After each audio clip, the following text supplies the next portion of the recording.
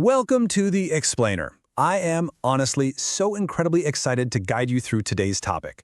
Because, well, we're unpacking something that literally everyone thinks about, stresses over, and kind of chases after all day long, yet very few actually figure out how to capture. Yep, we're talking about money. Specifically, we're going to break down a really profound paradigm shift in how wealth is actually generated. And we're taking this straight from the playbook of billionaire and Alibaba founder Jack Ma. If you've ever felt frustrated by your financial progress, and honestly, who hasn't, you're absolutely going to want to pay close attention to what we've got for you today. If I were to ask you right now, right this very second, what do you want most in life? Let's just be completely honest with each other. For the vast majority of us, the immediate, unfiltered answer is money. More money. Fast money. Easy money. And you know what? It makes total sense. Jack Ma himself openly admits that when he was young, poor, and watching other people walk around with nice clothes, living in these beautiful houses, driving nice cars, he felt that exact same desperation. He really thought that if he just had cash, every single one of his problems would vanish. He assumed those wealthy people just knew some secret trick he didn't. Okay, let's dive into this, because this marks the exact turning point in his life. For years, Jack Ma did what almost everyone else does, right? He chased the cash. He looked for the highest paying jobs, the quickest profit, literally thinking about money morning, noon, and night. And the result? Absolutely nothing. He stayed poor and struggling. But then, he made a fundamental mental shift. He completely stopped asking the flawed question, how do I make money? And instead asked, what problem do I actually want to solve? He asked himself what he genuinely cared about, what he really loved to do. And man, that was the day everything changed for him.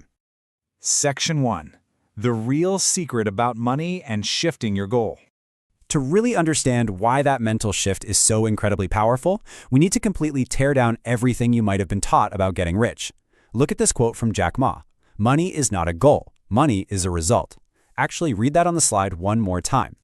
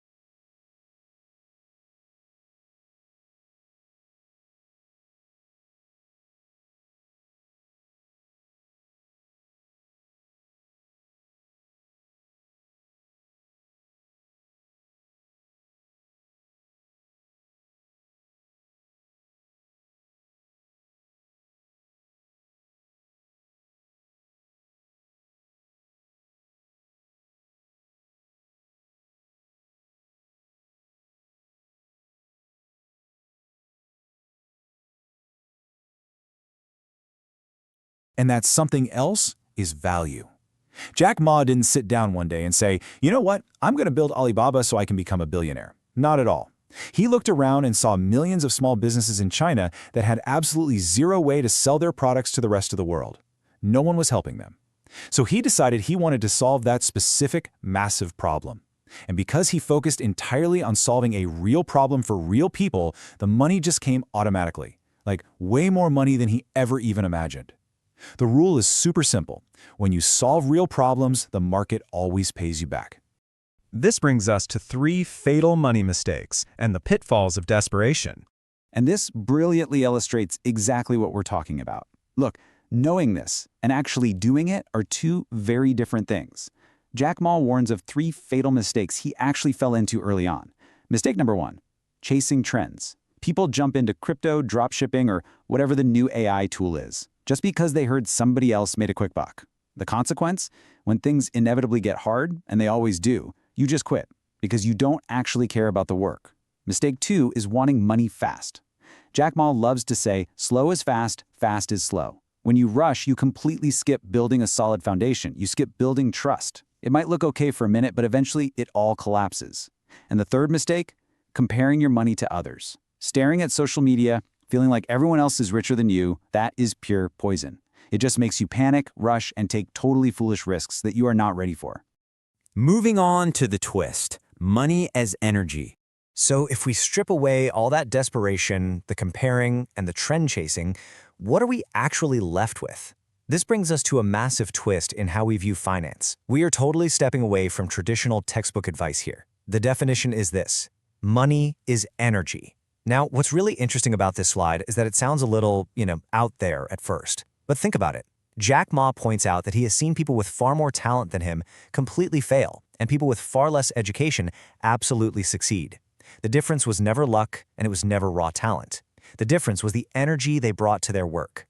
Wealth is just the physical manifestation of the genuine care, the intense focus, and the excellence you pour into what you do. It works in a very specific, totally unbreakable cycle. It starts with love for the problem you're solving. Because you love it, you give it your full energy. Because you're giving full energy, your work naturally becomes excellent. That excellence builds real trust with people. And when people trust you, they pay you, they come back, and they tell all their friends. But if you do the work strictly for a paycheck, you instantly break this cycle right at step one. You're only giving half energy. That just creates average work, people sense it immediately, trust is never formed, and the money never ever comes. Let's get into the Value First playbook and our 3 practical steps. Let's move to and see how this builds into an actual action plan. It is time to shift from theory to reality. Based on Jack Ma's philosophy, here is a concrete value-first playbook.